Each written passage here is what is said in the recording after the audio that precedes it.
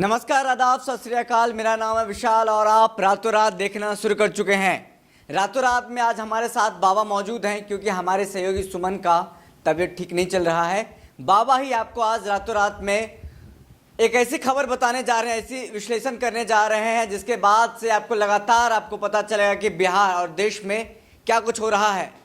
सरकार जनता पर लगाम लगाने का प्रयास कर रही है। तो चलिए चलते हैं बाबा के पास और जानेंगे क्या है वो नया फरमान जो कि कहा जा रहा है कि अब चौकीदार अब टाइट हो गया है। जी बाबा। विशाल, चौकीदार को लेकर के बहुत सारी बातें की जाती हैं और ये प्रथा हमारे यहाँ बहुत पहले से है। मुझे याद आता है कि बचपन में विशिल बजती थी जी, और जागते रहो का भी आवाज़ सुनाई देता था। बिल्कुल। चौकीदार रात में आपको चैन की नींद सोने के लिए छोड़ करके खुद रात भर जाग करके आपकी चौकीदारी करता था। जी। बात इतना ही तक हो जाती तो बात अलग थी। जी। अब चौकीदार शब्द जो है बड़ा व्यापक हो गया है क्योंकि इस शब्द को हमारे देश के 135-136 करोड़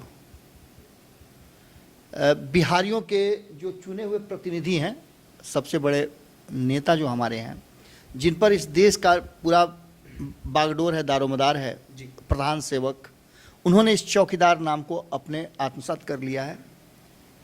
कब उन्होंने किया ये तो नाम बिहार के ये या इस देश की जनता ने नहीं दिया था उन्हें, लेकिन इस नाम को स्वतः उन्होंने अपने लिए उपयुक्त समझते हुए रख लिया था, लेकिन पता नहीं कब हटा दिया।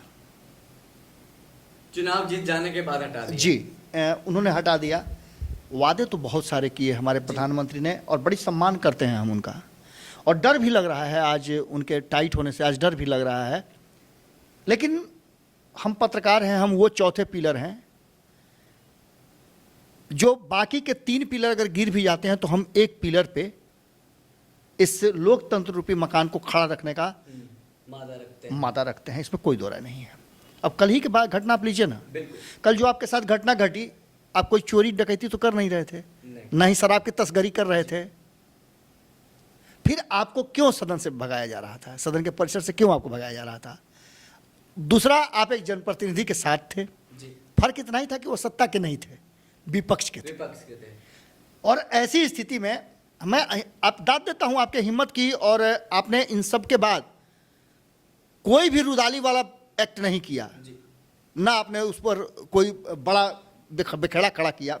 अगर यही आप किसी बड़े मीडिया चैनल में होते तो कल जो आपके साथ घटना घटी है उसको कई चैनल वाले कैश करते, और कई पत्रकार, चूंकि हमारे यहाँ जो संस्कार है हम संस्कार के साथ पत्रकारिता करते हैं, और यही कारण है कि ये मीडिया का हाइप नहीं बना। जो आपके साथ घटनाएं घटी, सम्मान से बड़ा कोई चीज नहीं है। आपके साथ, आपके सम्मान के साथ सदन तक बिल्कुल बिल्कुल बिल्कुल इसकी सदन में भी गूंजी हुई। और मैं बार बार कहता हूं कि हम फोटो खिंचवाने वाले लोगों में से नहीं हैं। आपसे पूछा भी गया था, आपने किसी को कोई जवाब नहीं दिया था। मैंने देखा, पूरा फुटेज में निकाल करके देख रहा था, और पूरे दिन मुझे इस बात का गर्व हुआ, मुझे फक्र है कि नमन मिश्रा जी की टीम में जिस तरह से आप लोग तैयार होते हैं, हेड्स ऑफ आप लोगों को, और खास करके नमन मिश्रा जी को, जो जिस तरह से आप लोगों के साथ वो बात करते हैं, एक गुरु की तरह, एक बड़े भाई की तरह जिस तरह से करते हैं, मुझे भी फक्र होता है। मैं अगर कहूं कि मैं उनका शिष्य हूं, मैं भी उनको अनुसरण करता हूं, तो कोई बड़ी बात नहीं होगी। मैं कोई बड़ाई नहीं कर रहा हूं, लेकिन ऑफ द कैमरा जो बातें हैं, कभी कभी ऑन द कैमरा होना चाहिए। इन सब बातों के बाद मैंने कहा कि मुझे डर लग रहा है। ये नए जो टाइट हुए हैं हमारे चौकीदार जो है, इन्होंने चुनाव से पहले, और इन्होंने क्या, पूरी इनकी पार्टी ने, लगभग पार्टी में जो भी जीवित लोग थे वो अपने नाम के पीछे चौकीदार लगा लिए थे। कई लोगों के नाम के पीछे तो अभी हाल फिलहाल में भी मैंने देखा है, हो सकता है मेरा इंतजार कर रहे हो कि हम नहीं बोले हटाने के लिए, इसलिए नहीं हटा। कई लोगों के नाम के पीछे अभी भी चौकीदार लगा हुआ है। लेकिन ये चौकीदार प्रधानमंत्री ने कब अपने नाम के आगे लगाया, कब हटा लिया, ये इस देश के लोगों को पता नहीं चल पाया। लगाते हुए पता चला चौकीदार का क्या मतलब है, वो पता चला। चुनाव जीतने के बाद ये चौकीदारी वाला नाम हट गया था। खैर कोई बात नहीं है, लेकिन अब उनकी चौकीदारी अलग अलग जगह होने लगी है। आपको याद होगा कि मुझे क्या, इस देश के 135 करोड़ और दुनिया भर के लोगों को याद होगा कि प्रधानमंत्री जी ने कहा था कि मैं गुजरात से आया हूँ, उस राज्य से आया हूँ जिस राज्य में कैसे व्यवसाय किया जाता है वहाँ के लोग अच्छी तरह जानते हैं। बच्चा जन्म लेता है तब से जानता है। बिल्कुल। और इस देश के उत्थान में, इस देश के विकास में उसका बहुत बड़ा योगदान होगा। अब अचानक वो कहते हैं कि मैं व्यवसायी नहीं हूँ कि मैं मोल जोल करूँ या सौदेबाजी करूँ, मैं देश नहीं बिकने दूंगा। ये सब बातें सब होती रहती हैं, लेकिन उनकी जो चौकीदारी है वो फिर से टाइट हो गई है। और टाइट हुई है जानते हैं कहाँ? वो क्षेत्र जहाँ जहाँ जो चौकीदारी नहीं कर पा रहे थे, सोशल मीडिया पे उनकी चौकीदारी हुई है। 2 लोगों को उन्होंने नियुक्त किया है और 2 लोग मीडिया में आए और मीडिया को के ऊपर चौकीदारी करने के लिए मीडिया में ही बोल रहे हैं। ये भी आश्चर्य की बात है। बिल्कुल। ये जो लगातार मैंने हम मीडिया वालों को, विशाल, हम मीडिया वालों को क्या कुछ झेलना पड़ता है। हम वो लोग हैं कि हमारे घर में अगर कोई दुर्घटना भी घट गई है और खबर है तो वो खबर हमारे लिए प्राथमिकता की होती है। हमारे घर का दुख दर्द अलग हो जाता है। हम उन्हीं लोगों में से हैं। हम आपको लगता होगा हम अपने अंदर के दुख को प्रकट नहीं कर पाते हैं, लेकिन इंसान हैं तो कभी कभी बातें आ जाती हैं। जो चौकीदारी हम पर शुरू की गई है उसके लिए ये कहा गया है, बाकी के कहा जाता है, कई लोगों ने गोदी मीडिया कहा, कई लोगों ने मीडिया को अलग अलग तरह से व्याख्या किया, रेखांकित किया। कई लोगों को हमने ये भी सुना कि मीडिया का माइक लेकर के जाते हैं, हम हाथ दबंगई करते हैं, दिखाते हैं। जी जी बिल्कुल। हम इन सब चीज़ों से बड़ा अलग हैं। भारत लाइव के लोगों ने देखा है कि कई पीसेज में हमारे माइक नहीं रहते हैं, फिर भी खबरें हम करते हैं, हम सबकी खबरें करते हैं। हमारे लिए कोई अपना और कोई पराया नहीं है, हमारे लिए सब समान है। हमारे लिए देश की 135 करोड़ जनता और बिहार की 12.5 करोड़ जनता बहुत ज़्यादा अहमियत रखती है। हम खबरों को करते हैं। मीडिया के लिए जो फरमान आए हैं उसमें रविशंकर प्रसाद और प्रकाश जावड़ेकर आकर के मीडिया के सामने बोले कि अब सोशल मीडिया के लिए, इलेक्ट्रॉनिक मीडिया के लिए कुछ गाइडलाइंस आ गए हैं जिस पर कि अंकुश लगाया जाएगा। कुछ नए अमेंडमेंट किए गए हैं और निश्चित रूप से ये चौकीदारी ही है। चौकीदारी करने का तो प्रयास बहुत लोगों ने किया था। बड़े बड़े शहंशाह हुए, राजा हुए, महाराजा हुए, सभी ने किया था कहीं ना कहीं। हिटलर भी चौकीदारी करते थे। कहा तो ये जा रहा था कि जो सबसे पहले पत्रकार थे नारद, हमारे ही समाज के थे, जी जी जी, उन पर भी चौकीदारी होती थी। लेकिन उन्होंने नारायण नारायण करते सारी बातें कह दी और दुनिया को बता दिया। उस समय के वक्त में भी हम सबसे ऊपर थे, आज भी हम सबसे ऊपर हैं। आप माने चाहे नहीं माने, हम मानते हैं कि हम सबसे ऊपर हैं। आप समझिए ना कि डिजिटल प्लेटफॉर्म पे सबसे पहला चैनल भारत लाइव था। न्यूज़ बिहार के रूप में वो भले ही हमारा चैनल, हमारा पेज जो है बंद हो गया, लेकिन आप सभी जानते हैं, जो हमें उस वक्त से जानते हैं, कि फेसबुक पे पहली जो खबरें आने के का सिलसिला है हमने शुरू किया था और हम खबरों को वहाँ भी लोगों के सामने रखते थे। तब से लेकर अब तक जो हमारे पास आंकड़े हैं, उन आंकड़ों में हमने यही देखा है कि करीब 50,000 के आसपास, माफ़ कीजिएगा, 50 करोड़ के आसपास लोग व्हाट्सएप यूज़ करते हैं जी। लगभग 40 करोड़ के आसपास, मैं इस देश की बात कर रहा हूँ, 40 करोड़ के आसपास लोग जो हैं वो फेसबुक यूज़ करते हैं। ट्विटर पे ये करोड़ों में संख्या है, करोड़ से भी ज़्यादा लोग करते हैं, 100 करोड़ से ज़्यादा लोग करते हैं। इसका मतलब होता है कि कहीं ना कहीं ये माध्यम बहुत सशक्त हो गया है और अभिव्यक्ति का सबसे मजबूत माध्यम हो गया। ठीक है, क्या इसके पहले गाइडलाइंस नहीं थे?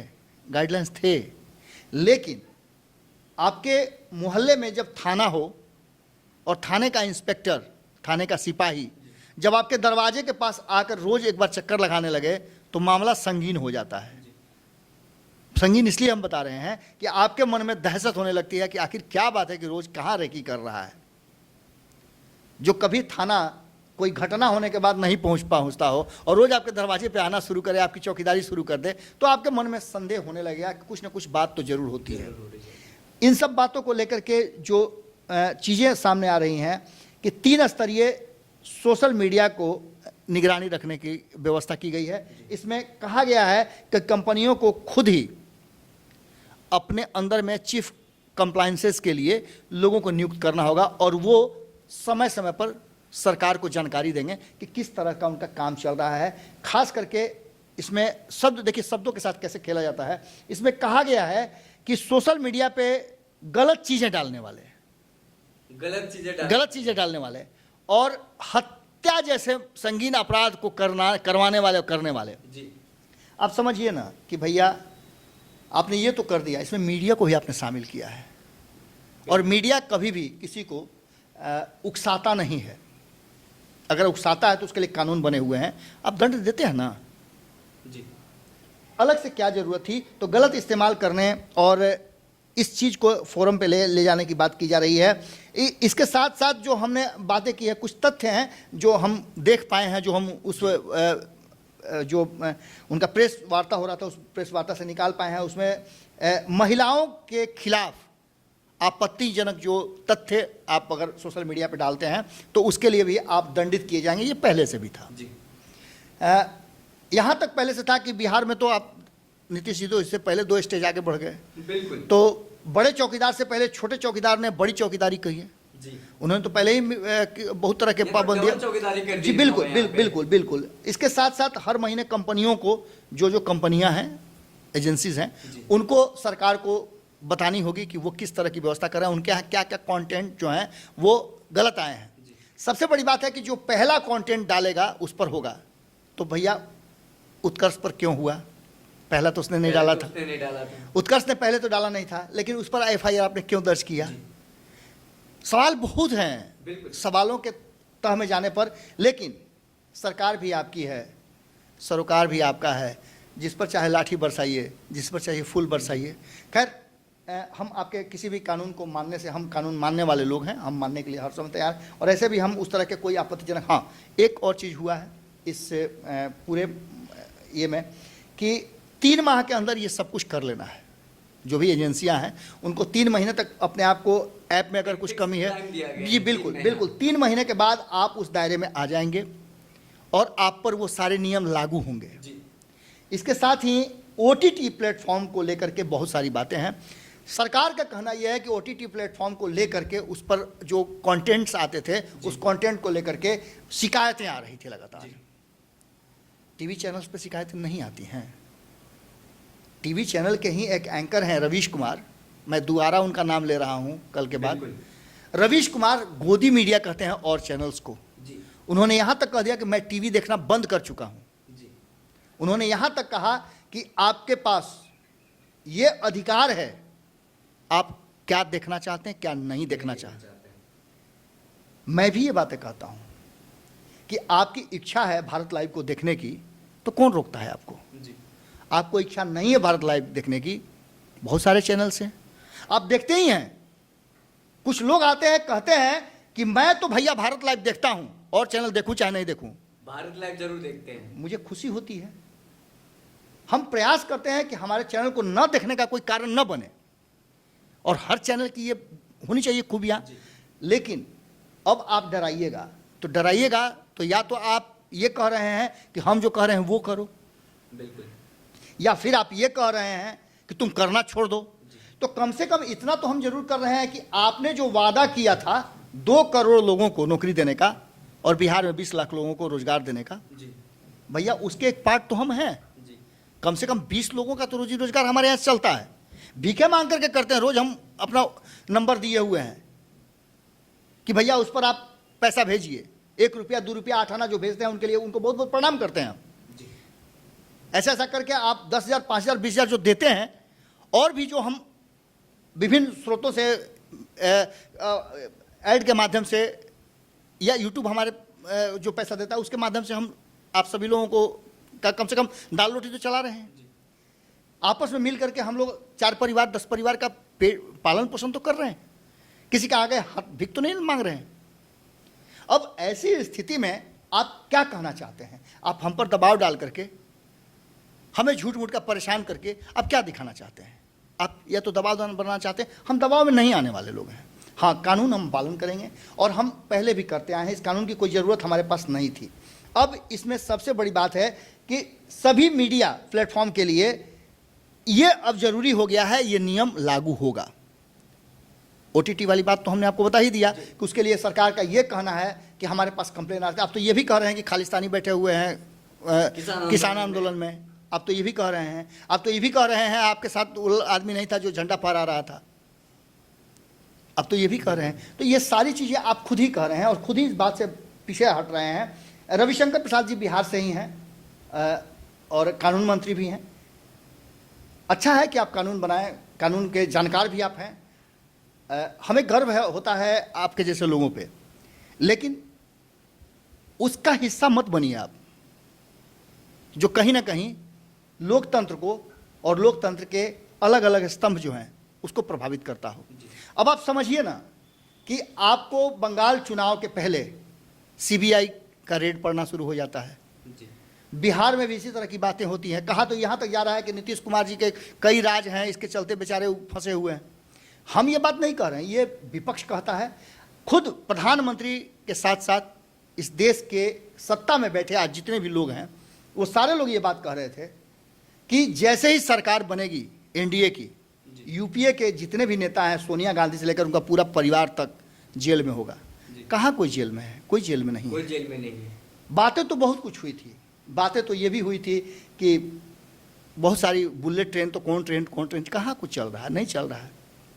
इस देश के बहुत सारे रेलवे स्टेशन बिक गए, अब तो बुलेट ट्रेन की बात तो सोचनी ही पड़ेगी। आप समझिए ना, बहुत कुछ बिकना शुरू हो गया है। अब इसमें एक बात तो तय है कि डिजिटल प्लेटफॉर्म पर भी यदि आपसे कोई गलती होती है तो आपको माफ़ी मांगना पड़ेगा। माफ़ी मांगना पड़ेगा? जी जी जी, आपसे कोई गलती हो जाती है तो माफ़ी मांगना पड़ेगा। भैया हम तो गलती नहीं करके भी माफ़ी मांगते हैं। जी बिल्कुल। कल हमारी कोई गलती नहीं थी, फिर भी विशाल ने कोई गलती नहीं किया था। विशाल सिर्फ इतना ही कर रहा था कि एक विपक्ष के नेता का, जो कि सदन के अंदर हंगामा हुआ था, उन पर किसी तरह के आरोप लगाए गए थे। ये कहा गया था कि 12 को जीत करके आए हैं, किसी तरह जीत करके आ गए, किसी तरह के जीत करके आ गए हैं। याद रखिएगा, अगला बार मौका नहीं मिलने वाला है। तो ये बातें, उनका दुख था, जो ये पूछ रहे थे कि आखिर भैया ऐसा क्या गलती कर दी आप लोग कि आपको इस तरह से कहा गया। और ये बातें अगर ये पूछ रहे तो गलती क्या कर रहे थे, और इनको धक्का मुक्की इनके साथ किया गया। पत्रकारिता धर्म निभाना लगता गलत हो रहा है बाबा। अब सवाल ही नहीं है विशाल, हम लोग वो लोग हैं, आप तो इस चीज को देख रहे हैं ना। आप तो बहुत सारे लोग हमारे साथ, जो आप देखे होंगे कि नाव में जैसे ही छेद हो जाता है तो चूहे सबसे पहले भागते हैं। कई चूहे हमारे पास से भाग चुके हैं, बिल्कुल। लेकिन जो हैं वो मजबूती के साथ है कि छेद हम भर लेंगे। बिल्कुल। आप दिल्ली से पटना क्यों आए थे, बिहार क्यों आए थे? बिहार के पत्रकारिता को समझने आए थे। मुझे तो याद है कि पूरे चुनाव में आप पैदल यात्रा जितना किए होंगे उतना लोग गाड़ियों से यात्रा नहीं किए हैं। बिल्कुल बिल्कुल, पूरा बिहार छान मारा। बिल्कुल पैदल जहां हमारी टीम जाती थी, मैं बता दूं विशाल के बारे में कि जहां हमारी टीम जाती थी, जैसे हमारी टीम मुंगेर गई तो मुंगेर में हमारी टीम इसको गाड़ी से उतार देती थी और वहां से भागलपुर तक ये पैदल यात्रा करते हुए पर डे पहुंचता था। जब हमारी टीम लौट करके भागलपुर आती थी तो वहां से इसे पिक करके फिर ले आकर के एक दूसरे का डंप कर देती थी। जाकर के हर वो खबर दिखाया जो, और इसलिए हम अपनी इतना ज्यादा मजबूत खबर हम दे पाए कि बहुत कुछ करने के बाद जितना भी तेजस्वी यादव कर लें, लेकिन सरकार उनकी नहीं बन रही है, ये हमने स्थापित कर दिया था। हमने ये भी स्थापित कर दिया था कि कांग्रेस वो कमजोर कड़ी है जिसके कारण सरकार नहीं बनेगी। ये संपादक नमन मिश्रा जी ने बहुत पहले कह दिया था। हम ये जरूर कह रहे थे कि आप सत्ता के करीब पहुंच जाएंगे, लेकिन सत्ता बनेगी कि नहीं बनी, आप सत्ता में आएंगे कि नहीं आएंगे, ये संशय में है। और इन सब बातों के बीच जो हमारे ऊपर इस तरह के कानून लाए जा रहे हैं, हम इस कानून का स्वागत करते हैं, लेकिन दुख के साथ स्वागत करते हैं। बस इतनी बात हम कह के आज अपनी बात को विराम देंगे। ये बात सिर्फ हमारे से नहीं जुड़ी हुई थी, आप 12.5 करोड़ बिहारियों से जुड़ी हुई थी और 135 करोड़ हिंदुस्तानियों से जुड़ी हुई थी। यदि हमारे आवाज़ को बंद कर दिया गया, जैसे किसानों की आवाज़ को बंद करने का प्रयास किया जा रहा है, तो समझ लीजिएगा कि इस देश में क्या कुछ होने जा रहा है। बिल्कुल। तो आपने देखा कि रातों रात में किस तरह से बाबा ने पूरा आपको घटनाक्रम बताया कि किस तरह से आजकल अब सरकार, बिहार सरकार तो पहले ही सोशल मीडिया पर अंकुश लगाना शुरू कर दी है। अगर आप प्रदर्शन करते हैं तो सरकारी नौकरी नहीं मिलनी है, ठेका नहीं मिलना है बिहार में, लेकिन अब सेंट्रल भी अब करने जा रही है, करने लगी है सोशल मीडिया पर अंकुश। आपको याद होगा कि दिल्ली दंगा कैसे हुआ, कई नेताओं पे आरोप लगा है कि नेताओं के भाषण, वो विवादित भाषण के कारण ही दिल्ली दंगा हुआ है। कई बार कई नेताओं पर आरोप लगे, लेकिन मीडिया पे अंकुश लगाना क्या ये सही है? इस सवाल के साथ इस रातों रात में छोड़े जा रहा हूं, क्योंकि लगातार जिस तरह से अंकुश लगा रहे हैं, हमें तो बिल्कुल अच्छा नहीं लगता कि हमारे पे जो अंकुश लगाया जाए, हम आप तक खबर कैसे पहुंचाएंगे। ये सच्चाई जानना जरूरी है आप तक कि क्या खबर है, क्या अंदर तक जाकर के हम जो खबर निकालते हैं। कल जो हमारे साथ हुआ, हमने कुछ नहीं बताया, कहीं कुछ नहीं किया, बस महबूब आलम जो वहाँ विधायक थे CPI-ML के, उन्होंने बोला कि पत्रकार के साथ, हमारे साथ इस तरह से अभद्र व्यवहार नहीं होना चाहिए, हम भी आदमी हैं। इसी को लेकर के आज सदन में बहुत हंगामा हुआ, लेकिन नेता प्रतिपक्ष ने जो आवाज़ उठाया, बहुत बहुत इसके लिए शुक्रिया। अब इसी के साथ छोड़े जा रहे हैं, बहुत बहुत धन्यवाद। अगर ये वीडियो पसंद आई और वह बिहार के राजनीति और बिहारियत से सरोकार रखेनी तो सब्सक्राइब बटन दबा के चैनल के सब्सक्राइब कर ली। ओजे एगो घंटी बा, ओकरा बटन दबा देला से कुल सटीक और मारक खबर रुआ मुफ्त में मिल जाई। अगर रुआ पत्रकारिता के हमनी के नया प्रयोग में सहयोग कर चाहतानी तो ज्वाइन बटन दबा दी।